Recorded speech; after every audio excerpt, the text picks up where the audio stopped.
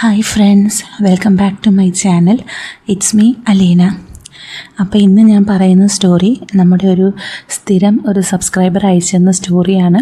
ഇച്ചിരി പഴയ തീമിലുള്ള കഥയാണ്, പക്ഷേ പുള്ളിയുടെ ആഗ്രഹം ഞാനിത് പറയണമെന്നായിരുന്നു.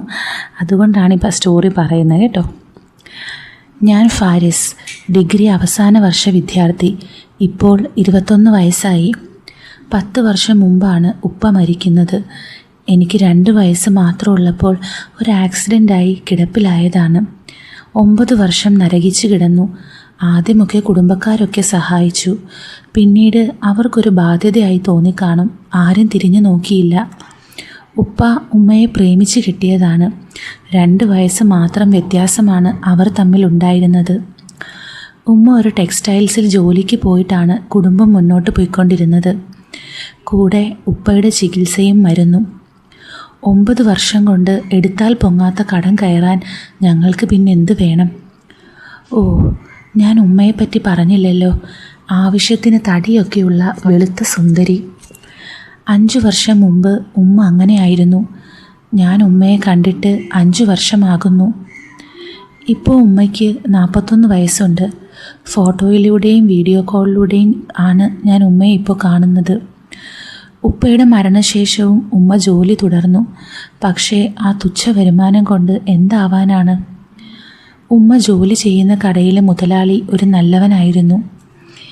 ഞങ്ങളുടെ കഷ്ടപ്പാട് കണ്ടിട്ടാവണം അയാൾ തൻ്റെ സുഹൃത്ത് വഴി ഉമ്മയ്ക്ക് ദുബായിൽ ഒരു ജോലി ശരിയാക്കി കൊടുത്തു. അങ്ങനെ 5 വർഷം മുൻപ് ഉമ്മ പോയതാണ്. വാടക വീട്ടിൽ അകന്ന ബന്ധത്തിലുള്ള ഒരു വല്യുമ്മയോടൊപ്പം ഞാൻ വളർന്നു. എനിക്ക് ഉമ്മയോട് വലിയ ബഹുമാനവും സ്നേഹവുമായിരുന്നു. ഒരിക്കൽ പോലും മോശമായ ഒരു ചിന്തയും എനിക്ക് ഉമ്മയോടുണ്ടായിരുന്നില്ല.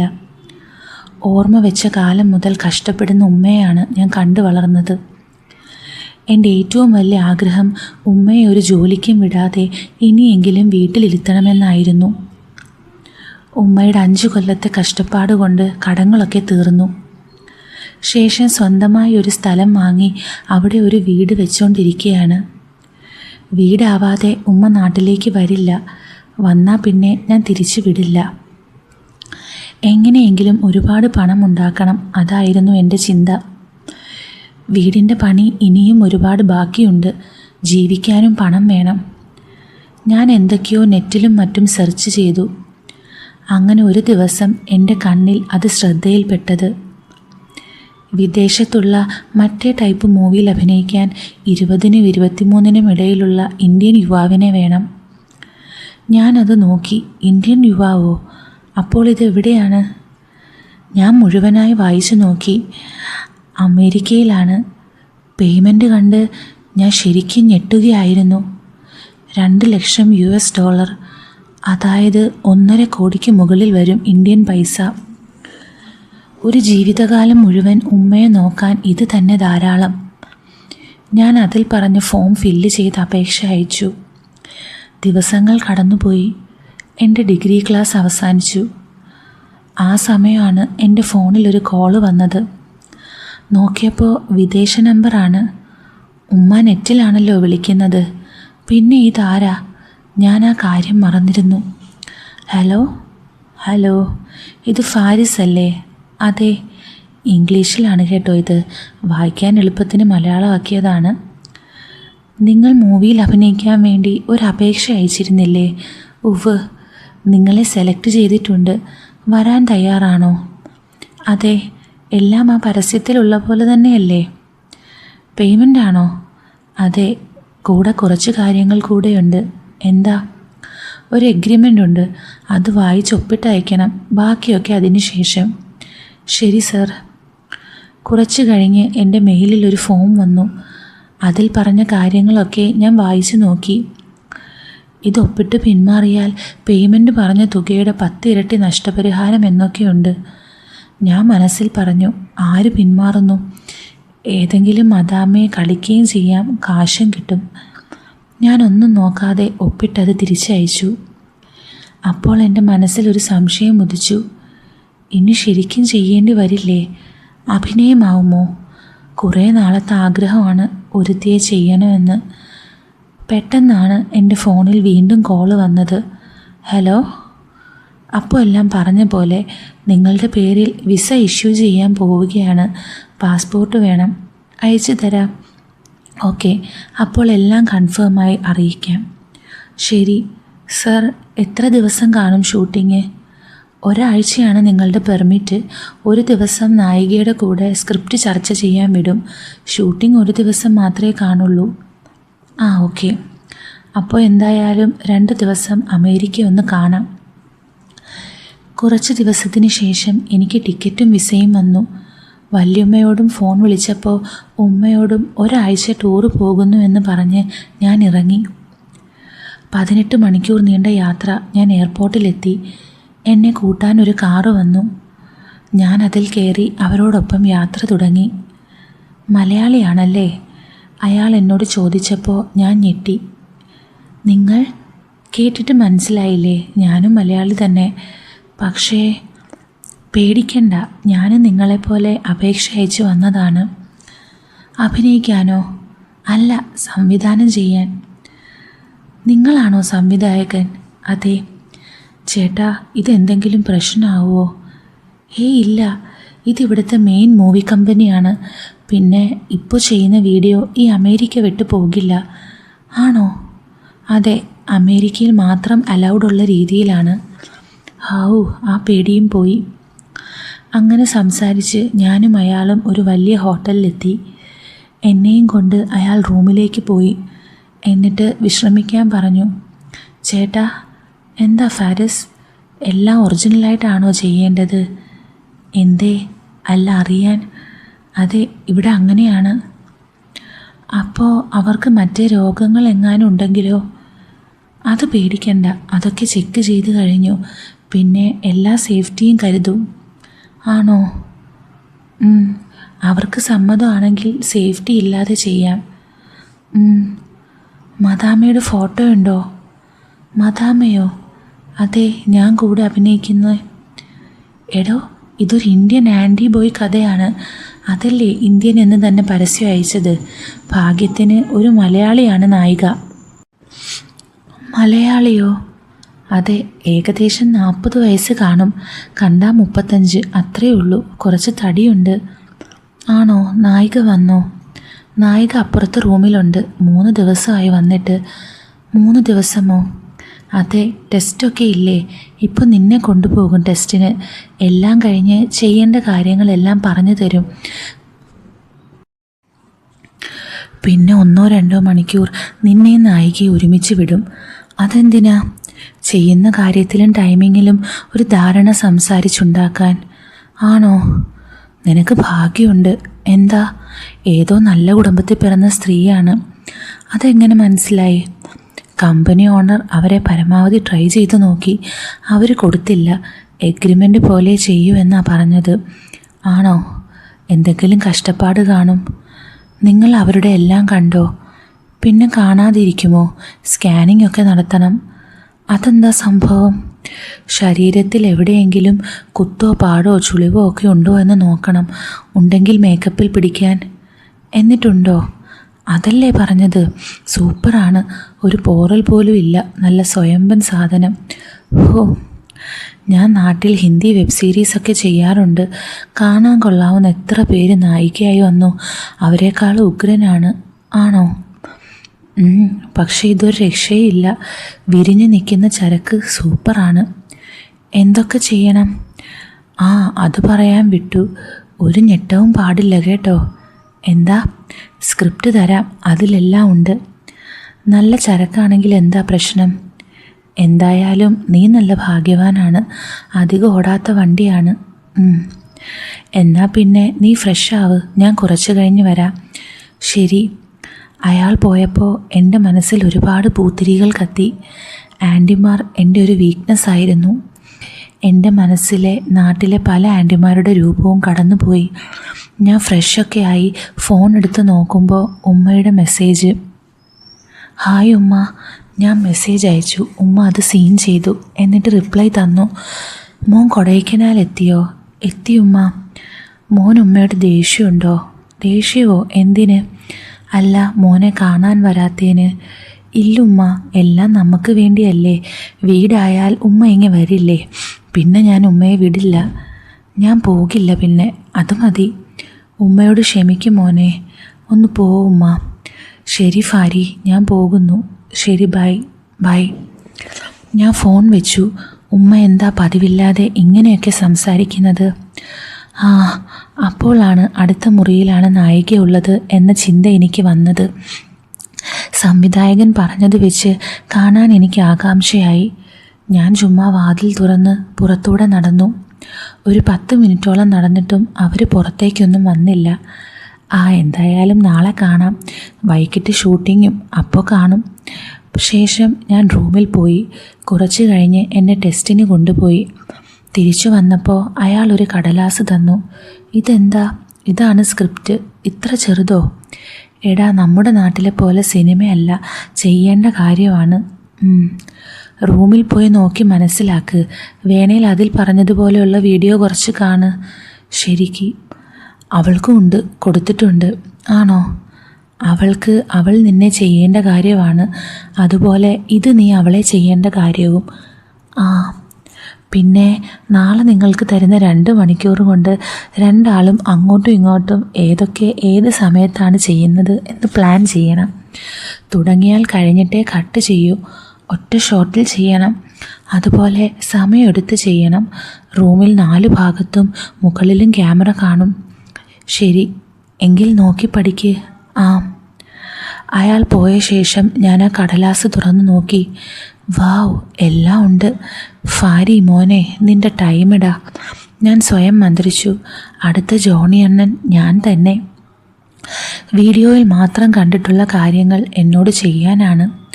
പിന്നെ സ്ക്രിപ്റ്റിൽ കണ്ട ചില കാര്യങ്ങളൊക്കെ ആലോചിച്ചപ്പോൾ എനിക്ക് ഞെട്ടൽ തോന്നി. പിന്നെ ആലോചിച്ചു, ഒരു വട്ടമല്ലേ, പിന്നെ ഒരുപാട് പണം കിട്ടുമല്ലോ. എൻ്റെ ഉമ്മയെ പൊന്നുപോലെ നോക്കാമല്ലോ.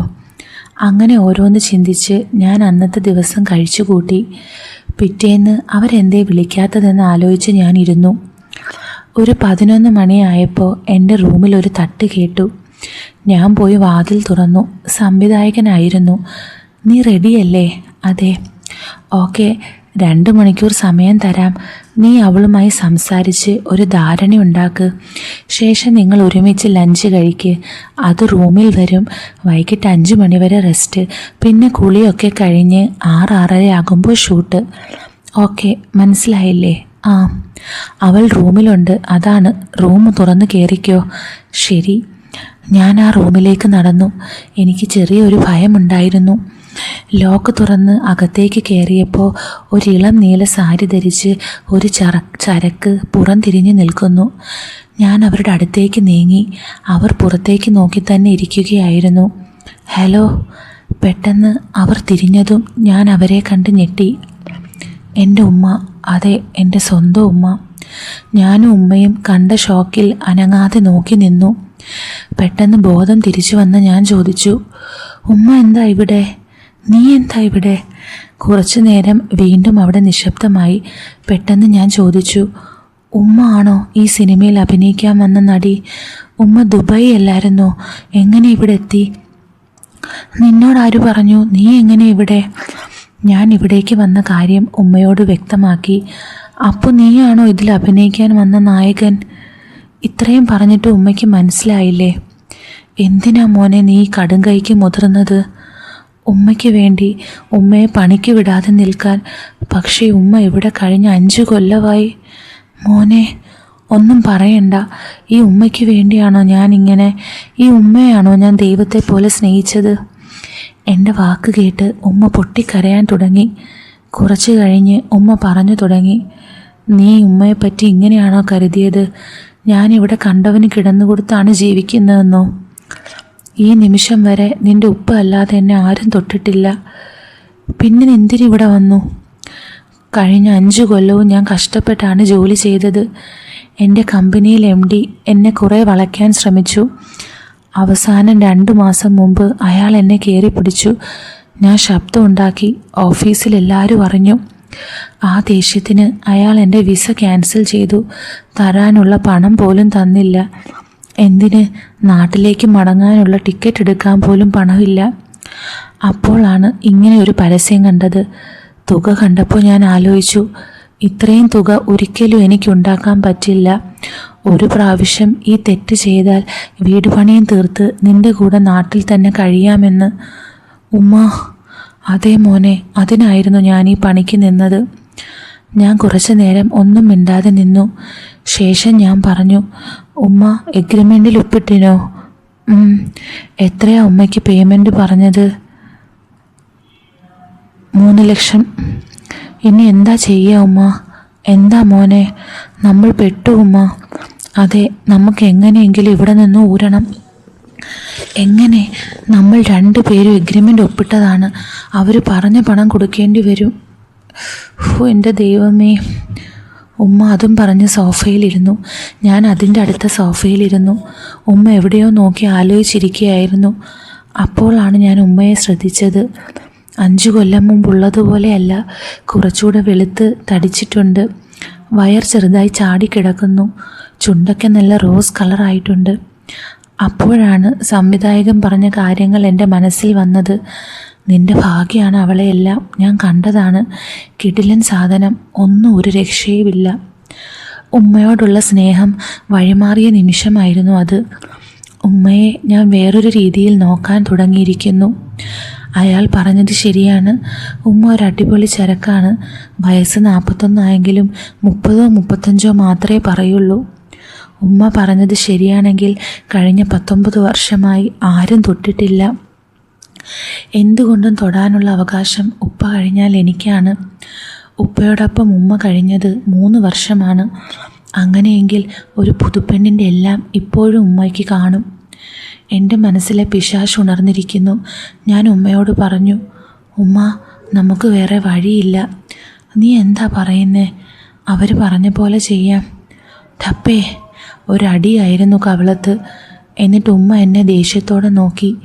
ഞാൻ നിൻ്റെ ഉമ്മ ആണ്. മുഖവും പൊത്തിപ്പിടിച്ച് ഞാൻ ആ തരിപ്പിൽ കുറച്ചു നേരം നിന്നു. എന്നിട്ട് ദേഷ്യത്തോടെ ഞാൻ ഉമ്മയോട് പറഞ്ഞു, എങ്കിൽ അവർ പറയുന്ന പണം കൊടുക്കാൻ നിങ്ങളുടെ കയ്യിലുണ്ടോ? അത്.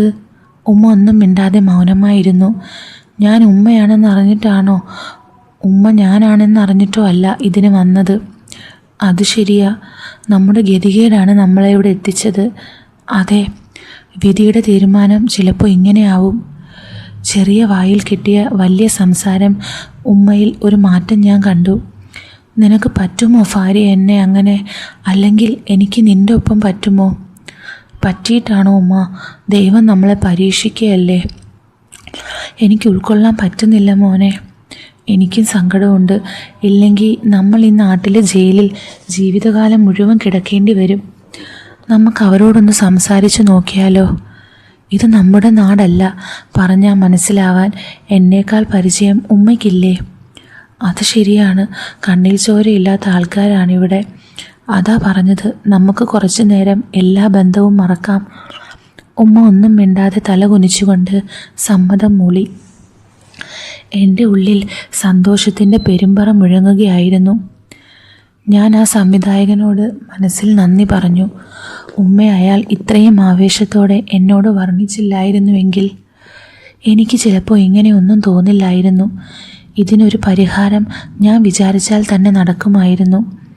പക്ഷേ ഇന്നലെ വന്നതു മുതൽ ഞാൻ കാത്തിരുന്നത് എൻ്റെ ഉമ്മയാണ് എന്ന് ഞാൻ അറിഞ്ഞില്ലല്ലോ. സംവിധായകനുമായി ഞാൻ നല്ല കമ്പനി ആയിരുന്നല്ലോ. ഒരു പക്ഷേ ഈ അവസ്ഥ അവനോട് പറഞ്ഞാൽ അവൻ തന്നെ ഒരു വഴി കാട്ടുമായിരുന്നു. അല്ലെങ്കിൽ ഇന്നലെ അവൻ പറഞ്ഞ വാക്ക്, അവളെ കണ്ടപ്പോൾ നീ വരല്ലേ എന്നായിരുന്നു എൻ്റെ ആഗ്രഹം. അവസാന നിമിഷം ആളെ കിട്ടാതെ ആയാൽ ഞാൻ തന്നെ അഭിനയിച്ചാനേ. പക്ഷേ ഞാൻ ഒരിക്കലും അതിന് സമ്മതിക്കില്ല. ഇന്നലെ മുതൽ ആഗ്രഹിച്ചിരിക്കുന്നതാണ്. ഉമ്മയെ കണ്ടപ്പോൾ ആദ്യം ഒന്ന് വിഷമിച്ചെങ്കിലും ഇപ്പോഴുള്ള ആ ശരീരവടവും ഗ്ലാമർ ലുക്കും എൻ്റെ ആവേശം ഇപ്പോൾ ഇരട്ടിപ്പിക്കുകയായിരുന്നു. എന്താ മോനെ നീ ആലോചിക്കുന്നത്? ഒന്നുമില്ലുമ്മ. എന്താ ഉമ്മയ്ക്ക് എന്തോ പോലെ? ഇത് നോക്ക്. എൻ്റെ കയ്യിലുള്ള പോലെ ഉമ്മയുടെ കയ്യിൽ കൊടുത്ത സ്ക്രിപ്റ്റ് എനിക്ക് തന്നു. ഞാൻ അതിലെ വാക്കുകൾ വായിച്ചു നോക്കി. അത് വായിച്ചു കഴിഞ്ഞ് ഞാൻ എൻ്റെ കയ്യിലുള്ള കടലാസ് ഉമ്മയ്ക്ക് കൊടുത്തു. ഇത് കണ്ട് ഉമ്മ തലയ്ക്ക് കയ്യും കൊടുത്തിരുന്നു. എന്ത് പറ്റി ഉമ്മ? ഇതൊക്കെ എങ്ങനെയാടാ നമ്മൾ തമ്മിൽ? ഉമ്മ, നമുക്ക് തൽക്കാലം നമ്മളെ മറക്കാം. ഞാനൊരു പുരുഷനും ഉമ്മ ഒരു സ്ത്രീയും, അങ്ങനെ കാണാം ആ സമയം. അതേ ഒരു വഴിയുള്ളൂ. എൻ്റെ ദൈവമേ, എന്തൊരു വിധിയാണിത്. ഈ പാപത്തിന് എന്നോട് പൊറുക്കണേ. ഉമ്മ, ഞാനൊരു കാര്യം ചോദിക്കട്ടെ? ഉമ്മയുടെ സ്ക്രിപ്റ്റിലുള്ള പോലെ ഉമ്മ ഉപ്പയുമായി അങ്ങനെയൊക്കെ ഉണ്ടായിട്ടുണ്ടോ? എന്തൊക്കെയാ ഫാരി നീ ചോദിക്കുന്നത്? പറ. എൻ്റെന്നല്ല, നിൻ്റെ സ്ക്രിപ്റ്റ് പോലും ഞങ്ങൾ ചെയ്തിട്ടില്ല. നോർമൽ ബന്ധമായിരുന്നു. ആണോ? പിന്നെ ഈ പറഞ്ഞതൊക്കെ ഞാൻ അറിയുന്നതും കാണുന്നതും ഇന്നലെ ഇവർ തന്ന വീഡിയോയിലാണ്. അപ്പോൾ ഉപ്പ മരിച്ചിട്ട് ഉമ്മ ഒരു തവണ പോലും ഒന്നും ചെറുപ്രായത്തിൽ തന്നെ മരവിച്ചു പോയ എനിക്ക് അങ്ങനെയുള്ള വികാരമൊന്നും തോന്നിയിരുന്നില്ല. 9 കൊല്ലം നിൻ്റെ ഉപ്പ എൻ്റെ മുന്നിൽ ശവം പോലെ കിടക്കുമ്പോൾ സ്നേഹമുള്ള ഏത് ഭാര്യയ്ക്കാണ് അതിന് കഴിയുക? അതും പറഞ്ഞ് ഉമ്മ കരയാൻ തുടങ്ങി. ഉമ്മ കരയല്ലേ. അങ്ങേര് എനിക്ക് തന്നിട്ട് പോയ നിധിയാണ് നീ. ഇപ്പോൾ ആ നിനക്ക് തന്നെ നിൻ്റെ ഉപ്പയ്ക്ക് മാത്രം അവകാശപ്പെട്ട എല്ലാം തരേണ്ടി വരുന്നു. ഉമ്മ കരയാതിരിക്കുക. ശാപം കിട്ടിയ ജന്മമാണ് എൻ്റേത്. ഒരു പെണ്ണിനും ഈ ഗതി വരുത്തല്ലേ. ഉമ്മയുടെ സങ്കടവും നിഷ്കളങ്കമായ സംസാരവും എൻ്റെ ഉള്ളിൽ കുറ്റബോധമുണ്ടാക്കാൻ തുടങ്ങി. ഒന്നും വേണ്ട എന്ന് പറഞ്ഞാലോ എന്ന ചിന്ത വരെ വന്നു തുടങ്ങി. അപ്പം ഈ സ്റ്റോറിയുടെ ബാക്കി എന്തായെന്നറിയണമെങ്കിൽ നിങ്ങൾ നമ്മുടെ ടെലഗ്രാം ചാനൽ വിസിറ്റ് ചെയ്യണം കേട്ടോ. അവിടെയായിരിക്കും ഞാൻ ബാക്കി ഇടുന്നത്. ചാനലിൻ്റെ ലിങ്ക് ഞാൻ കൊടുത്തേക്കാം. എന്നിട്ട് ഇഷ്ടപ്പെടുകയാണെങ്കിൽ കമൻറ്റ് ചെയ്യണം കേട്ടോ, അഭിപ്രായം എന്താണെന്ന് വെച്ചാൽ. അപ്പം നമുക്ക് ഉടനെ കാണാം. With love, Aleena.